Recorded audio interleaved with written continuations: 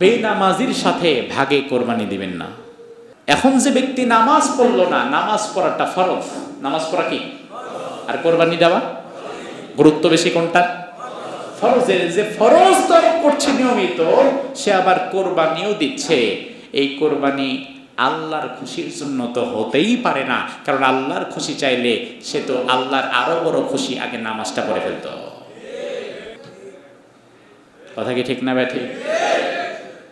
বলতে কষ্ট হয় না? যারা টুকটাক নামাজ পড়ে না, সপ্তাহে একবার হাজিরা দিয়ে যায়, তাদের তো খারাপ লাগবে। এটা ক্লিয়ার কাট কথা, লাউড অ্যান্ড ক্লিয়ার। বেনামাজের সাথে ভাগে কোরবানি দিবেন না। তার কারণ হচ্ছে আল্লাহ বলছেন ফাসল্লি লিরাব্বিকা, ফাসল্লি, আগে নামাজ পড়ো তারপরে কোরবানি করো। এখন যে ব্যক্তি নামাজ পড়লো না, নামাজ পড়াটা ফরজ, নামাজ পড়া কি আর কোরবানি দেওয়া গুরুত্ব বেশি কোনটা? ফরজের। যে ফরজ তরক করছে নিয়মিত, সে আবার কোরবানিও দিচ্ছে। এই কোরবানি আল্লাহর খুশির জন্য তো হতেই পারে না, কারণ আল্লাহর খুশি চাইলে সে তো আল্লাহর আরো বড় খুশি আগে নামাজটা পড়ে ফেলতো। তার নিয়ত তো অটোমেটিক্যালি এখানে ফেল করছে। তাহলে আপনি এমন মানুষের সাথে কেন শরীক হচ্ছেন? যদি আপনার উদ্দেশ্য হয় নিছক গোশত খাওয়া, তাহলে কোনো বিষয় না। আপনি মদখোর, ঘুষখোর, সুদখোর, বেনামাজি, আপনার একটা টিম গঠন করবেন। সবাই মিলে টিম গঠন করে নিজেরা কোরবানি দিব। আল্লাহ কবুল হোক আর না হোক, তাই আমার কি, গোশত খাইলেই তো হয়েছে। আর আপনার নিয়ত যদি হয় বিশুদ্ধ, আর ভাগে যদি দেওয়াই লাগে, তাহলে একটা প্রপার সার্কেল মেনটেন করবেন। অন্যথায় একাকি দিবেন, একটা ছোট্ট ছাগল দিবেন, দুম্বা দিবেন, ভেড়া বকরি যা পান তাই দিবেন, তবু রিস্কে যাওয়া দরকার নাই। সাতাজিদুনি ইনশাআল্লাহু মিনাস সাবিরিন, আপনি আমাকে পরিপূর্ণ ধৈর্যশীলদের মধ্যে পাবেন। আপনার কাজে আমি কোনো প্রকার কোনো হস্তক্ষেপ করব না। সুবহানাল্লাহ। এই ইসমাইলের সিলসিলা থেকে আল্লাহ তাআলা মুহাম্মদুর রাসূলুল্লাহ সাল্লাল্লাহু আলাইহি ওয়াসাল্লামকে জমিনে এনেছেন। ইসমাইল আলাইহিস সালাম তিনি রাজি হয়ে গেলেন। ইব্রাহিম আলাইহিস সালামকে আল্লাহ রাব্বুল আলামিন স্বপ্নে দেখিয়েছিলেন। সরাসরি তো আল্লাহ আদেশও করতে পারতেন। আল্লাহ আদেশ করেছেন, তুমি তোমার স্ত্রী সন্তানকে নিয়ে মক্কায় রেখে আসো, ডাইরেক্ট আদেশ। অন্যান্য জায়গায় আল্লাহ ইব্রাহিমকে আদেশ করেছেন, কিন্তু ছেলেকে কোরবানির সময় সরাসরি আদেশ না করে আল্লাহ তাআলা এটাকে স্বপ্ন যোগে দেখিয়েছেন। তার কারণ কি? মুফাসসিরিন এর ব্যাখ্যায় বলেছেন, আল্লাহ রাব্বুল আলামিন যদি আদেশ করে ফেলতে, ইব্রাহিম তুমি তোমার সন্তানকে কোরবানি করো আমার জন্য, তাইলে গলা কাটার আগ পর্যন্ত, পরিপূর্ণ জান কবজ হওয়ার আগ পর্যন্ত কোরবানি হতো না, আল্লাহর আদেশ পরিপূর্ণ হতো না। এই জন্য আল্লাহ রাব্বুল আলামিন তিনি তো ইসমাইলের গলা কাটা হোক এটা চান না। তিনি দেখতে চান আমার খলিল ইব্রাহিম, যাকে গোটা মুসলিম মিল্লাতের পিতা আমি আল্লাহ বানাবো, আমার খলিল ইব্রাহিম আমার আইনের সামনে তার কলিজার টুকরা সন্তানকে কোরবানি করে দিতে প্রস্তুত আছে কিনা, এটা আল্লাহ দেখতে চেয়েছেন। এই জন্য আল্লাহ রাব্বুল আলামিন ডিরেক্টলি আদেশ করেন নাই কোরবানি করো, ইযবাহ ওয়ালাদাক, এমন আদেশ আল্লাহ করতে পারতেন, সেটা করেন নাই। বরং আল্লাহ বলেছেন, বরং আল্লাহ স্বপ্নে দেখিয়েছেন যে কোরবানি করছি, ছুরিটা হাতে নিয়েছি, শুয়েছি, গলার উপর ছুরিটা চালাচ্ছি। অবশেষে ইব্রাহিম আলাইহিস সালাম তিনি তার পুত্র ইসমাইল আলাইহিস সালামকে নিয়ে আল্লাহর খুশির জন্য যখন শুইয়ে দিলেন, কোনো কথা নাই, বাবার চোখেও পানি, সন্তানের চোখ দুটো বাঁধা। ইসমাইল আলাইহিস সালাম তার চোখ বাঁধা, ইব্রাহিম আলাইহিস সালাম চোখের পানি ছেড়ে দিয়ে ছুরিটা হাতে নিয়ে আল্লাহর নাম নিয়ে ছুরি চালাবেন। যখন আল্লাহর নাম নিয়ে ছুরি চালাচ্ছেন, তিনি তো চোখ বন্ধ করে ছুরি চালাচ্ছেন আর ভাবছেন আমার সন্তানের কোরবানি হয়তো হয়ে গেছে। আল্লাহ রাব্বুল আলামিন জিবরিলকে আমিন, জিবরিল আমিনকে বললেন, জিবরাইল যাও, আমার খলিল ইব্রাহিম তার পরীক্ষা উত্তীর্ণ হয়ে গেছে, আমি আমার ইসমাইলের কোরবানি হোক এটা চাই না, আমার ইসমাইলকে সরায়া ওই জায়গায় জান্নাতের একটা দুম্বা ঢুকায়া দাও। ইব্রাহিম আলাইহিস সালাম মনে করলেন কাজ তো হয়ে গেছে। তিনি অবশেষে ছুরিটা চালানো যখন বন্ধ করলেন, বন্ধ করে দেখে ইসমাইল পাশে দাঁড়িয়ে আছে, একটি দুম্বা নিচে জবাই হয়ে পড়ে আছে। আল্লাহ বলেন ফালাম্মা আসলামা ওয়া তাল্লাহু লিল জাবিন, বাপ বেটা উভয়ই আত্মসমর্পণ করলো কার কাছে? এই আয়াত আমাদের কোরবানির শিক্ষা।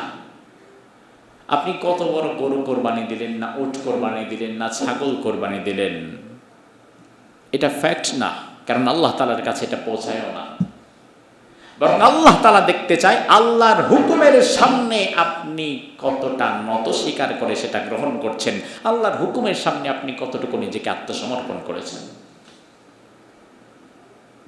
এখন কোরবানির আগেও আপনি হারাম ছাড়েন না, সুদ ছাড়েন না, কোরবানির পরেও আপনি সুদ ছাড়েন না, কোরবানির আগেও আপনি হারাম কাজ করেন, কোরবানির পরেও আপনি একই কাজ করেন, আপনার লাইফস্টাইল একই রয়ে গেছে, তাহলে আপনার এই কোরবানি তো শুধু গোশত খাওয়া ছাড়া আর কিছুই না। আপনি তো আপনার রবের হুকুমের সামনে নিজেকে পরিপূর্ণ আত্মসমর্পণ করতে পারেন নাই। আল্লাহ তাআলার কত বড় মেহেরবানি আমাদের উপরে। ইসমাইল আলাইহিস সালামকে যদি ইব্রাহিম কোরবানি করে ফেলতেন, তিনি তো সেটা চাইতেন যে রব যেটা চেয়েছে সেটাই হোক। তাহলে আজকের যুগেও যদি আল্লাহ তাআলা আমাদের উপরেও চাপিয়ে দিত যে প্রত্যেকের নিজেদের একটা সন্তান হলেও কোরবানি করে ফেলতে হবে, ওই পরীক্ষায় কি করতেন? ওই পরীক্ষা আসলে কি হতো? কত বড় ইহসান আল্লাহর আমাদের প্রতি। আবার আল্লাহ যদি চাইতেন আদম আলাইহিস সালামের জামানার মতো কোরবানি হবে, গরু ছাগল উট দুম্বা কোরবানি করবা, যারটা কবুল হবে তারটা আগুন দিয়া জ্বালায় পড়ায় ধ্বংস করে দিয়ে চলে যাওয়া যাবে, এক টুকরা গোশত চামড়া কিছুই ধরাও যাবে না, নেওয়াও যাবে না, খাওয়া তো দূরের কথা। কি করতেন?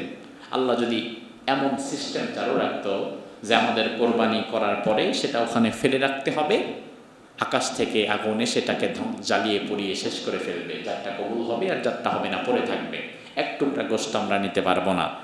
তাইলে আজকে আপনারা যারা কোরবানি দেন এই নিয়ম আসলে কি দিতেন না? কথা কয় না, দিতেন না? তখন সবচাইতে মরা ধরা গরুটা খুঁজতেন, যেটা আনার আগে অর্ধেক মরে গেছে। তখন 10 লাখ টাকার ডোনাল্ড ট্রাম্পের মতো এত সুন্দর গরু খুঁজতেন না। বাজারে গরু উঠছে, গরুর নাম রাখা হয়েছে কি? শুনছেন তো তাইলে আপনারা নাকি?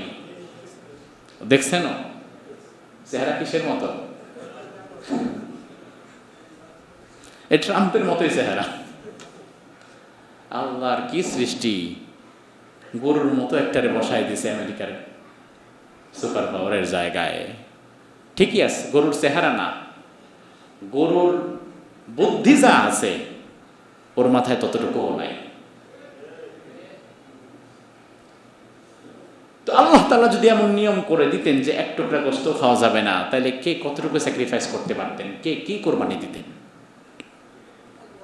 এই জন্য আল্লাহ তাআলা যে আমাদের জন্য সহজ রেখেছেন নিয়মটা, এই জন্য আল্লাহ শুকরিয়া আদায় করা দরকার না? আলহামদুলিল্লাহ বলেন জোরে একবার। আল্লাহর হাবিব সাল্লাল্লাহু আলাইহি ওয়াসাল্লাম জামিআত তিরমিজির 1493 নম্বর হাদিসের মধ্যে বলেন, মা আমিলা আদামিয়্যু মিন আমালিন ইয়াওমান নাহরি হাব্বা ইলাল্লাহি মিন ইহরাকিদ দাম ইন্নাহা লাতাতি ইয়াওমাল কিয়ামাতি বিকুরুনিহা ওয়া শারিহা ওয়া আযলাফিহা। কুরবানির দিন বনি আদম যত আমল করে, যত নামাজ পড়ে, যত দান সদকা করে, যত যাই করে না কেন, ওই দিন আল্লাহর দরবারে সবচেয়ে প্রিয় আমল হচ্ছে একটি পশুর রক্ত জমিনে ঝরানো। ওই বনি আদম সে তার সামর্থ্যের আলোকে যে পশুটি কোরবানি করেছে, আমি আল্লাহর দরবারে ওই পশুর চামড়া, ওই পশুর রক্ত, ওই পশুর পশম সব আমি আল্লাহ উত্তীর্ণ করে নেই।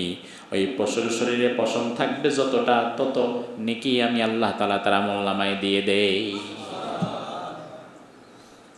কত চমৎকার কথা! অথচ আমরা নিজেরাও বলি আমরা কোরবানি করি কার জন্য? কথা বলেন। আল্লাহর জন্য না? তো আল্লাহর জন্য যদি করেন, আল্লাহকে কি দেন? কিচ্ছু দেন না। বস্তু আপনার রক্ত পানিতে পড়ে যায়, চামড়া বিক্রি করে ফেলেন, মগজটাও আপনার, কলিজাটাও আপনার, পায়গুলাও আপনার, সবই তো আপনার। তাহলে আল্লাহর জন্য বলতে আল্লাহরে আপনি দিচ্ছেন কি? আল্লাহ বলেন, লা ইয়ানালাল্লাহা লুহুমুহা ওয়ালা দিমাউহা ওয়ালাকিন ইয়ানালুহুত তাকওয়া মিনকুম। তোমাদের কোরবানির পশুর রক্ত, গোশত, চামড়া, হাড়, মাংস কোনো কিছুই আমি আল্লাহর দরবারে আসে না, আমার দরকারও নাই। তবে আমি আল্লাহ যেটা চাই সেটা হচ্ছে তাকওয়া। তুমি অন্তর থেকে আমার জন্য আসলে কাজটা করছো কিনা। তুমি যদি অন্তর থেকে আমার খুশির জন্য কোরবানি করে থাকো, তোমার পশুর সব গ্রহণ করে আমি আল্লাহ তাআলা তোমাকে নেকি দিয়ে দেব। এই জন্য কোরবানি যাদের সামর্থ্য আছে অবশ্যই দিতে হবে। রাজি আছেন না ইনশাআল্লাহ? কোরবানি করাটা ওয়াজিব। কোরবানি করা কি ওয়াজিব এবং ফরজ। শুনতে এদিক সেদিক হলেও শারঈ দৃষ্টিকোণ থেকে এটা কিন্তু ফরদিয়াতের কাছাকাছি, ফরদিয়াতের পর্যায়ে পড়ে। ওয়াজিব শব্দের অর্থই হচ্ছে আবশ্যক। ওয়াজিব শব্দের অর্থ কি? আল্লাহ যেটা আবশ্যক করে ওটা আপনার জন্য কি সুন্নাত না নফল? ফরজ, দিতে হবে। সামর্থ্য থাকলে কোরবানি করতে হবে, এটা ওয়াজিব। মুসলমানদের জন্য সামর্থ্য থাকলে কোরবানি করা কি? দুর্ভাগ্যজনক হচ্ছে পশ্চিমবঙ্গের নতুন সরকার, বিজেপি সরকার যারা এসেছে পশ্চিমবঙ্গে, আলহামদুলিল্লাহ আমি যখন গিয়েছি আমি দেখেছি বিগত দিনে ধর্মীয় অনুশাসন পালনে তারা যতটা স্বাধীনতা পেত, বর্তমানে সেই স্বাধীনতাটা আর পাচ্ছে না। পশ্চিমবঙ্গে মমতা বন্দ্যোপাধ্যায়ের তৃণমূল কংগ্রেস হেরে যাওয়ার পর শুভেন্দু এবং তার দল বিজেপি যারা ক্ষমতায় এসেছে, আসার পর পরেই তারা মুসলিমদের রীতিনীতির উপরে নগ্ন হস্তক্ষেপ করে আজান দেওয়াটাকে টোটালি বন্ধ করে দিচ্ছে। আমি দেখলাম সেখানকার এক ভাই, যেহেতু অনেকদিন সেখানে প্রোগ্রাম করেছি ভারতের বিভিন্ন জায়গায়, আমাকে হোয়াটসঅ্যাপে একটা ভিডিও পাঠালো। তাদের পাশের একটি মসজিদে নামাজ পড়তে দাঁড়িয়েছে কিছু মুসল্লি, সেখানে উগ্রপন্থী হিন্দুরা ঢোকে ঢোল তবলার বাঁশি বাজাচ্ছে। আর অধিকাংশ মসজিদের বাহিরের মাইকগুলোকে বন্ধ করে দেওয়া হয়েছে। এবং তারা এই কোরবানিকে সামনে রেখে পশ্চিমবঙ্গে বিজেপি সরকার নতুন নিয়ম করেছে যে এখন থেকে কোনো প্রকার গো হত্যা চলবে না, কোনো প্রকার গরুর মাংস চলবে না, কোনো কোরবানিতে গরু কোরবানি দেওয়া যাবে না। তারা বলছে যে এটা আমাদের এদেশের মেজরিটি পার্সেন্ট মানুষ হিন্দু, আমাদের ধর্মের সাথে এটা যায় না, এজন্য এটা আমরা হতেও দিব না। অথচ তারা আবার নিজেদেরকে দাবি করে যে তারা ধর্ম নিরপেক্ষতা বিশ্বাস করে, অর্থাৎ সকল ধর্মই তাদের কাছে সমান। বরং এটা মিথ্যা কথা। বরং এই জাতি হচ্ছে পৃথিবীর মধ্যে অন্যতম নিকৃষ্ট ধর্মীয় উগ্রবাদ লালন করার জাতি। আপনি দেখেন যে তোমার ধর্মের সাথে যায় না, তোমার দেশের মেজরিটি পার্সেন্ট হিন্দু, এই জন্য তুমি আজান বন্ধ করে দিবা, গরু জবাই বন্ধ করে দিবা। এই থিওরি যদি আমি গ্রহণ করি, আমার দেশের মেজরিটি পার্সেন্ট মুসলিম, আমার দেশের সাথে তো মূর্তি পূজা যায় না, শিরিক তো ইসলাম সাপোর্ট করে না, তো আমি তো চাইলে তোমার দেশের হিন্দুদের ঠাকুরের পূজাও বন্ধ করে দিতে পারতাম। ওটা তো আমি করি নাই। এজন্য বাংলাদেশে কোনো মন্দিরের মূর্তি পূজাকে ইসলাম সমর্থন করে? এটা কি ধরনের গুনাহ? শিরিক। এটা কি সবচেয়ে জঘন্যতম নিকৃষ্ট অপরাধ? শিরিক। কিন্তু আজও পর্যন্ত কোন মন্দিরের মূর্তি পূজা আমি বন্ধ করছি যে মূর্তি পূজা করবেন না, এটা ইসলাম সাপোর্ট করে না। আরে ভাই, তারা তো মুসলমানই না, তো তাদের কাছে আমি আমার কিসের আইন পেশ করব? এজন্য বাংলাদেশে যে সহাবস্থান আছে, বাংলাদেশের হিন্দুরা মন্দিরে যায়, 12 মাসে 13 পূজা করে, ঠাকুরের পূজা করে, আমরা যেমন বাধা দেই না, ভারতের পশ্চিমবঙ্গ সহকারে গোটা ভারতে মুসলমানেরা গরু জবাই করবে, কোন উগ্রপন্থী হিন্দুরাও যেন বাধা না দেয়। তার কারণ আমি তো আমার ধর্মের বিপরীতে যাওয়ার পরেও তাকে বাধা দিচ্ছি না, তুমি কেন বাধা দিবা? কোন হিন্দুকে রাস্তার সামনে দাঁড় করে জোর করে আমি তো বলছি না আল্লাহু আকবার বল তারপরে তোরে যেতে দিব, আল্লাহু আকবার বল তারপরে তোর দোকান খুলতে দিব। আমি তো নির্লজ্জ বেহায়া না যে আরেকজনকে জোর করে আমার আল্লাহর নাম নেওয়াতে হবে। আমার আল্লাহর তো এত অভাব পড়ে নাই যে আল্লাহর নাম নেওয়ার লোক নাই। আমি তো রাস্তায় কোন হিন্দুকে দাঁড় করে জোর করে আল্লাহু আকবার বলাতে আসি না। তো তুমি কেন তোমার দেশে একজন মুসলমানকে জোর করে ধরে তাকে জয় শ্রীরাম বলাও? তুমি কেন বলাও? তোমার রামের এত অভাব, তাকে ডাকার লোক নাই? নির্লজ্জ, তোর এত টাকার দরকার, তুই ডাক বৈশা বৈশা, আরেকজনকে কেন জোর করিস? আমি তো কাউকে জোর করি না আল্লাহু আকবার বলতে। বরং গোটা দুনিয়ার সব মানুষ যদি আল্লাহর জিকির ছেড়েও দেয়, আল্লাহর জিকির নেওয়ার জন্য পৃথিবীতে আরো শত শত হাজার হাজার মাখলুকাত আছে না নাই? আল্লাহ বলেন সাব্বাহা লিল্লাহি মা ফিস সামাওয়াতি ওয়া মা ফিল আরদ, আকাশে এবং জমিনে যা আছে সব জিকির করে কার? আল্লাহ বলেন তুসাব্বিহু লাহুস সামাওয়াতুস সাবউ ওয়াল আরদু ওয়া মান ফিহিন ওয়া ইম মিন শাইইন ইল্লা ইউসাব্বিহু বিহামদিহি ওয়ালাকিন লা তাফকাহুনা তাসবিহাহুম। সব তো আকাশ এবং জমিনে যা রয়েছে সব আল্লাহর জিকির করে। আপনি মনে করবেন আমি জিকির না করলে আল্লাহর আবার কি হবে? আপনি আমি কেন, গোটা দুনিয়ার সবাই যদি আল্লাহর জিকির করা বন্ধ করে দেই কি হবে? 200 কোটি মুসলমান আল্লাহ জিকির করবে না। অথচ আমাদের সাভার এলাকার মাটির নিচে পিপিলিকা আছে কত হাজার হাজার কোটি, তার খবর নাই। এই সব মাখলুকাত গুলা দিনে রাত্রে জিকির করে কার?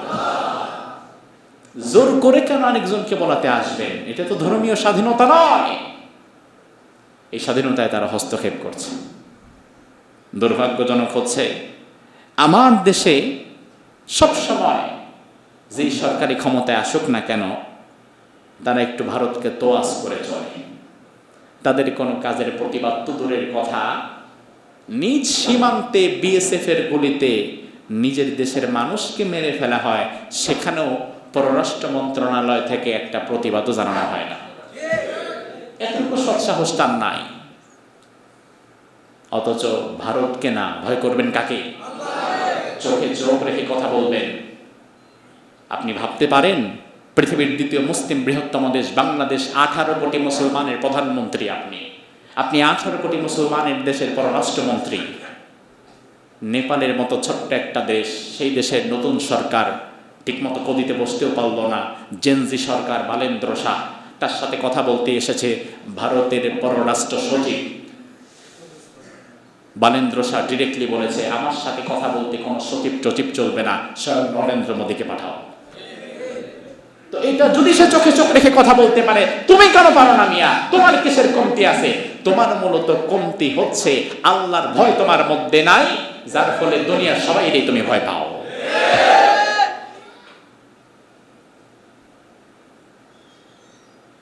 আমরা ভারতের মুসলমানদের জন্য দোয়া করি, আল্লাহ তাআলা যেন দিন প্র্যাকটিস করা তাদের জন্য সহজ করে দেয়। বলি আমিন।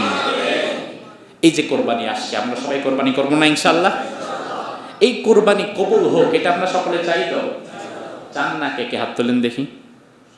সবাই চায়। এই যে কোরবানি কবুল হোক, এটা চান।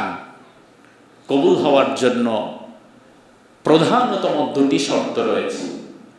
কয়টি? 1 নাম্বার হচ্ছে এই কোরবানি হতে হবে শুধুমাত্র কার জন্য? আপনার নিয়তকে বিশুদ্ধ করতে হবে। নিয়তে গরমিল থাকলে 30 লক্ষ টাকার উটের কোরবানিও গ্রহণ হবে না। আপনার নিয়তকে বিশুদ্ধ রাখতে হবে। সোশ্যাল স্ট্যাটাস মেনটেনের জন্য কোরবানি দিবেন না, সামাজিক মর্যাদার জন্য কোরবানি দিবেন না, যে আমি এত বড় মানুষ, মানুষ আমাকে চিনে, এই বছর যদিও আমার কাছে টাকা পয়সা নাই, ঋণ করে ধার করে এরপরে আবার বিশাল বড় কোরবানি দিতে হবে কারণ স্ট্যাটাস মেনটেন করতে হবে। এমন মানসিকতা থাকলে তো আপনার নিয়তের মধ্যেই ভেজাল। এজন্য নিয়তকে বিশুদ্ধ করতে হবে। 2 নম্বর শর্ত হচ্ছে আপনার কোরবানি করতে হবে হালাল উপার্জন থেকে। কি উপার্জন? কি উপার্জন? আমাদের দেশে যত মানুষ কোরবানি দেয় সবাই কি হালাল থেকে দেয় না হারাম থেকেও দেয়? হারাম থেকেও দেয়। আমি তো চিন্তা করি হারাম থেকে না দিলে 30 লক্ষ টাকার উট গরু দেওয়ার মতো মানুষ খুব কমই ছিল।